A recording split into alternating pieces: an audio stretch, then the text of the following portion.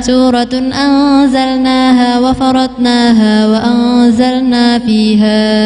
آيات بينات لعلكم تذكرون الزانية والزاني فاجلدوا كل واحد منهما 100 جلدة ولا تأخذكم بهما رأفة في دين الله إن كنتم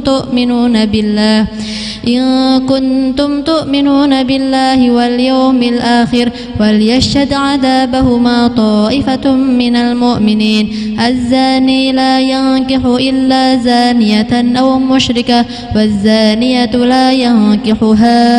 إلا زان أو مشرك وحرم ذلك على المؤمنين والذين يرمون المحصنات ثم لم يأتوا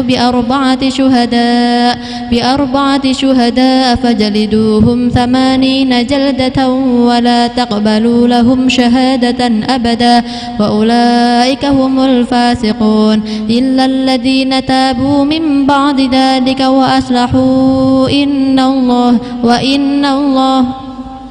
فإن الله غفور رحيم والذين يرمون أزواجهم ولم يكن لهم شهداء إلا أنفسهم فشهادة أحدهم 4 شهادات بالله إنه لمن الصادقين والخامسة أن لعنة الله عليه إن كان من الكاذبين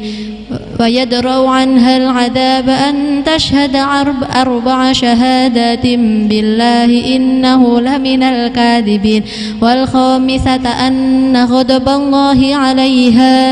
إن كان من الصادقين ولولا فضل الله عليكم ورحمته وأن الله تواب حكيم.